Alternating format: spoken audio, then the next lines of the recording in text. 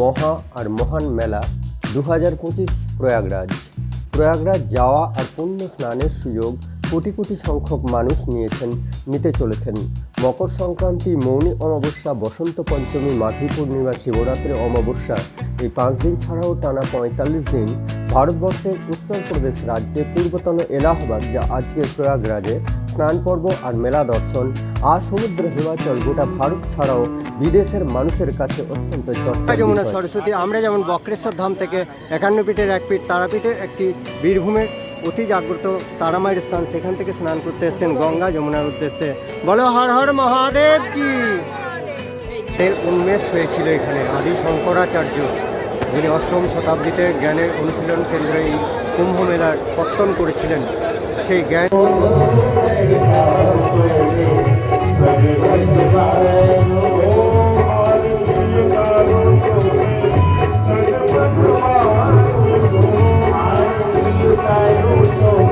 সেই বহুল চর্চিত স্নান পর্বে নিজেকে সামিল করেছিলাম মাঘী পূর্ণিমা অর্থাৎ 12ই ফেব্রুয়ারি 2025।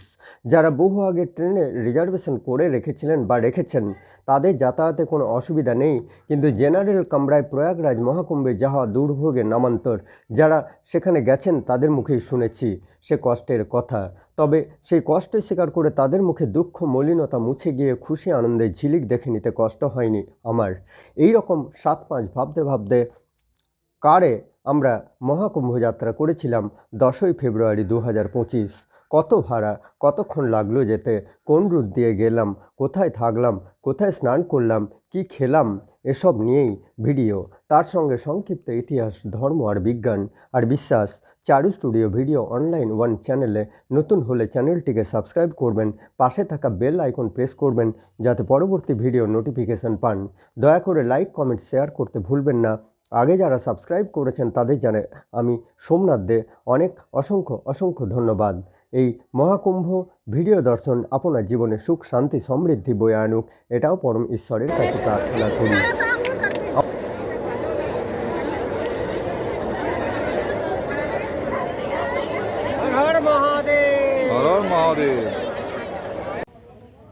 হর হর মহাদেব। ইনি এই ভাই এসছেন রায়গঞ্জ থেকে। কবে এসেছিলেন ভাই? মঙ্গলবার স্নান হয়েছে। আজকে আজকে করলেন, কালকে করেননি? সঙ্গম যেতে পেরেছিলেন? হ্যাঁ, সঙ্গম মানে বোট নিয়ে গেছিলেন না? না, এমনি চান ওই দিকটাতে গেছিলেন কি? ওই দিকটাতে গেছিলেন না? এই পারে এই পারে, মানে সঙ্গম একই নাকি? হ্যাঁ, সঙ্গম একই। আচ্ছা, মানে যার যেটা মনের। আচ্ছা, তাতে কোনো অসুবিধা নেই? না, কোনো অসুবিধা নেই। নেই, সুন্দর পরিষেবা। স্করপিও নিয়ে এসেছেন নাকি? হ্যাঁ, স্করপিও। কতজন এসেছেন?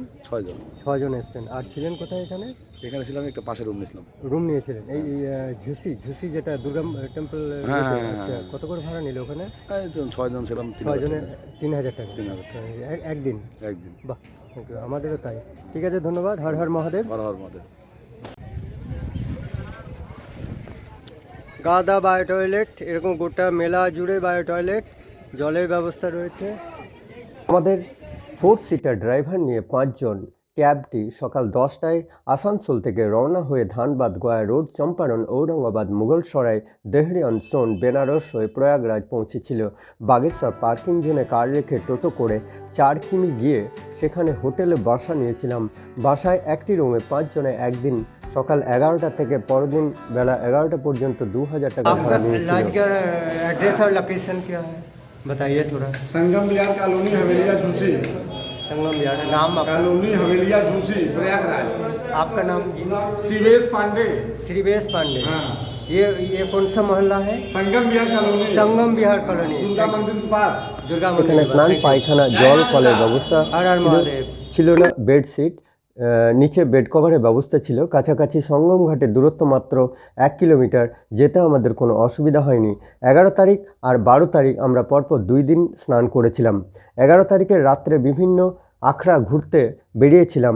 সেখানে সাধু, সন্ন্যাসী, অঘরী, নাগা সন্ন্যাসীদের দর্শন প্রণাম করেছিলাম। তারা আশীর্বাদ করেছিলেন। ডমরুদ্বার দিয়ে প্রবেশ করে গঙ্গাবাড়ি স্পর্শ করেছিলাম। তবে আখড়ায় বিতরিত খাবারের দীর্ঘ লাইনে আমরা অপেক্ষা করতে পারিনি।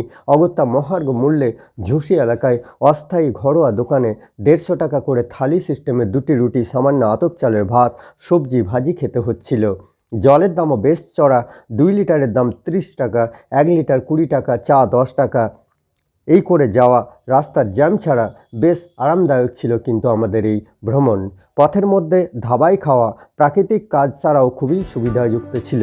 তবে মহাকুম্ভের সঙ্গে অযোধ্যা রাম মন্দির দর্শন আর বেনারস কাশী বিশ্বনাথ দর্শন খুবই কঠিন ব্যাপার হয়ে দাঁড়িয়েছিল আমাদের। প্রতি 6 বছর অন্তর অর্ধকুম্ভ, 12 বছর অন্তর পূর্ণকুম্ভ, 144 বছর অন্তর অনুষ্ঠিত হয় মহাকুম্ভ মেলা। অর্ধকুম্ভ, পূর্ণকুম্ভ মেলা হরিদ্বার, উজ্জয়ন, নাসিকে হলেও মহাকুম্ভ শুধুমাত্র প্রয়াগরাজে অনুষ্ঠিত হয়। হর হর মহাদেব। প্রয়াগরাজে গঙ্গা, যমুনা, সরস্বতী নদীর 3টি নদীর সঙ্গমস্থলে এই মহাকুম্ভ মেলা অনুষ্ঠিত হয়। 8ম শতাব্দী বা প্রায় 1200 বছর আগে আজ থেকে আদি শঙ্করাচার্য এই মেলার প্রবর্তন করেন। এর আগের অর্ধকুম্ভ অনুষ্ঠিত হয়েছিল 2019-এ হরিদ্বারে। এর আগের মহাকুম্ভ মেলা প্রয়াগরাজে অনুষ্ঠিত হয়েছিল 1881 খ্রিস্টাব্দে, যখন জীবিত ছিলেন ঠাকুর শ্রী শ্রী রামকৃষ্ণদেব, ঈশ্বরচন্দ্র বিদ্যাসাগর প্রমুখ মহামনীষীরা। তবে তাঁদের মধ্যে মহাকুম্ভ স্নানের ইতিহাস আমার জানা নেই। যদি কারুর জানা থাকে দয়া করে জানাবেন কমেন্ট বক্সে। ধর্মীয় পুরাণ কাহিনী মতে সমুদ্র মন্থনের কাহিনীতে মন্থনজাত জিনিসগুলির মধ্যে অমৃত ছিল অন্যতম। সেই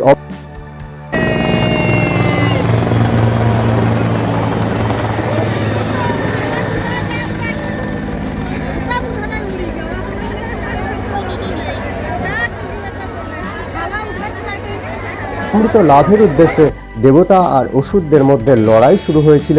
দেবতারা ছলে বলে কৌশলে সে অমৃত তাড়াহুড়ো করে নিয়ে যেতে গিয়ে 4 ফোঁটা অমৃত পৃথিবীর যে 4টি জায়গায় পড়েছিল তা হলো প্রয়াগরাজ, হরিদ্বার, নাসিক এবং উজ্জয়িনী। ধর্মমতে মনে করা হয় বৃহস্পতি স্নান একটু ফেলে নিয়েছি, আজকে মাঘী পূর্ণিমার দিনও স্নান করে নিলাম। যেটা কালকে ভেবেছিলাম যে যদি স্নান না করতে পারি, এরপরে আরেকটি যোগ রয়েছে অমাবস্যার দিন। আমি বলবো ভিড়গুলো এড়িয়ে গিয়ে অন্য দিন যদি সিম্পল কোনো সাধারণ দিনেও স্নান করা হয়, পুণ্য তাতে কিছুমাত্র কমবে না। আসুন এই বিশালত্বের কাছে নিজেকে, আমার ক্ষুদ্রতাকে সেখানে চিনতে পারবো যে আমরা কতটুকু। এই কোটি কোটি মানুষের ভিড়ে আমি আমার অহংকারকে, আমি আমার জ্ঞানকে, আমি আমার সমস্ত কিছুকে, আমার অন্তরটাকে এখানে মিলিয়ে নিতে পারি হয়েছিল। সেই রকম জায়গায় স্নান, তীর্থ দর্শন করলে অমরত্ব লাভ করা যায়, পবিত্রতা লাভ করা যায়, পাপ খণ্ডন হয়। জ্যোতিষ মতে বৃহস্পতি মকর রাশিতে, সূর্য চন্দ্র রাশিতে অবস্থানের সময় এই সমস্ত পবিত্র স্থানে স্নানের ফলে আধ্যাত্মিক, মানসিক, শারীরিক পবিত্রতা লাভ হয়। বলো হর হর মহাদেব কি। এবার দেখা যাক বিজ্ঞান কি বলে। বিজ্ঞান প্রত্যক্ষভাবে কিছু না বললেও এর দ্বারা এটুকু বলা যায় যে সূর্যচন্দ্রের অভিকর্ষ বলের জন্য বিভিন্ন নদ নদীতে জোয়ার ভাটা দেখা যায়, যা বৈজ্ঞানিকভাবে সত্য। ঠিক সেইভাবে ভারতীয় দার্শনিক মুনি ঋষিদের মতে বৃহস্পতি, সূর্য ও চন্দ্র, পৃথিবীর যে অবস্থান হয় তাতে কুম্ভযোগ, মহাকুম্ভযোগে স্নান ও তীর্থের ফল অপরিসীম। তাই কোটি কোটি মানুষ পুণ্যার্থী মহাকুম্ভ স্নানে সামিল হচ্ছেন। আসানসোল থেকে প্রয়াগরাজ, প্রয়াগরাজ থেকে অযোধ্যা শ্রীরাম মন্দির এবং সেখান থেকে বেনারস, কাশী হয়ে আবার আসানসোল, মোট দূরত্ব আপ এবং ডাউন নিয়ে 1600 কিলোমিটার। 11 টাকা প্রতি কিলোমিটার দরে 17,600 টাকা গাড়ি ভাড়া এবং গাড়ির ডিটেন চার্জ 2 দিন 1000 টাকা, টোল ট্যাক্স 2070 টাকা। টোল ট্যাক্স যাতায়াতের পথে বেশ কয়েকটি টোল আদায় যে পাওয়া যাবে। তবে বলে রাখি গোটা ইউপিতে কিন্তু টোল ট্যাক্স নিচ্ছে না এই মেলার মুহূর্তে। তাহলে 17,600 যুক্ত 1000 টাকা যুক্ত 2070 টাকা গাড়ি ভাড়া পড়লো 4 জনের জন্য আমাদের 20,670 টাকা। গ্যাস, ওভেন, বালতি, হাঁড়ি, হাতা, খুন্তি, চাল, ডাল, সবজি, মিনারেল ওয়াটার, ডাল, চিরা, মুড়ি, চা, চিনি, বিস্কুট, চানাচুর এবং এইসব নিয়ে গিয়ে রাস্তায় এবং লজে 2 বার আমরা রান্নার সুযোগ পেয়েছিলাম। রীতিমতো পিকনিকের মজা পেয়েছিলাম। হোটেল ধাবাতে সামান্য খেতে হয়েছিল। এগুলি সব নিয়ে আমাদের 11,000 টাকা 4 জনে খরচ হয়েছিল। মোট খরচ গাড়ি ভাড়া এবং এই খাওয়া খরচ নিয়ে একসঙ্গে খরচ হয়েছিল আমাদের 32,000 টাকা মতো। 4 জনের খরচ ভাগ হয়ে আমাদের 8,000 টাকা মাথাপিছু খরচ হয়েছিল। হর হর মহাদেব।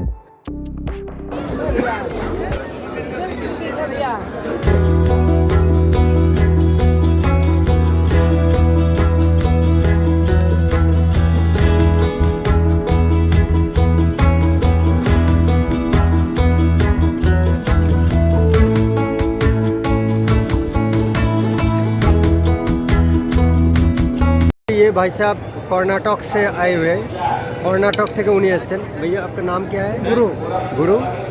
गुरु आप कहाँ से आए हैं? बेंगलोर से, कर्नाटक बेंगलोर से आए। हाँ नहाए आप? हाँ नहाए हैं। नहा लिया अभी और एक बार नहाने के लिए जा रहे हैं। कल अभी और रात सुबह- को? हाँ, रात को रात को नहाएंगे? एक बार फिर सुबह भी नहाएंगे। সুবে নেই। হ্যাঁ। তার মধ্যে ড্রাইভারে খাওয়া দাওয়া কিন্তু এর মধ্যেই ধরা ছিল। তবে পূজা দর্শন দান ধ্যান প্রণামী এগুলো নিজের নিজের কেনাকাটা, সেগুলো নিজের নিজের মতো। মোটামুটি আসানসোল থেকে এই হিসাব। আসানসোল থেকে প্রয়াগরাজ, বেনারস, কাশী এবং অযোধ্যা রাম মন্দির। বর্তমানে অন্যান্য গাড়িগুলির কিলোমিটার পিছু ভাড়া নিচ্ছে, যেমন আর্টিগা 14 টাকা কিলোমিটার, ভালো বোলেরো গাড়ি কিলোমিটার পিছু 15-16 টাকা নিচ্ছে এবং সেগুলিতে কিন্তু 7 সিটার বা 8জন 7-8 জন প্যাসেঞ্জার ধরবে, সেই হিসাবে সেটা কিন্তু খরচটা ভাগ হয়ে যাবে। ডিটেন চার্জও গাড়িগুলি সেইভাবে নিচ্ছে 1500-1600 সেই মতো। তবে এইভাবে ভ্রমণ হবে রাজকীয়, এ বিষয়ে সন্দেহ নেই।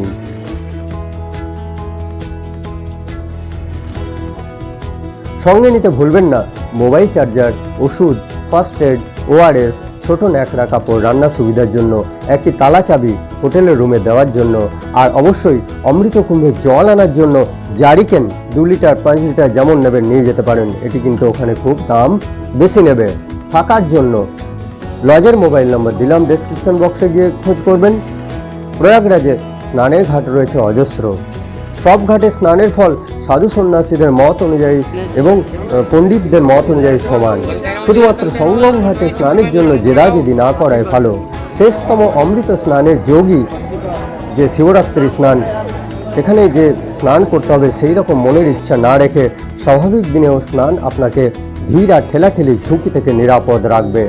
হাঁটাহাঁটির অসুবিধা হলে মেলার মধ্যে ভাড়ায় মোটরসাইকেল পাবেন, যা আপনাকে যে কোনো গন্তব্যে মাত্র 100 টাকার বিনিময়ে পৌঁছে দেবে।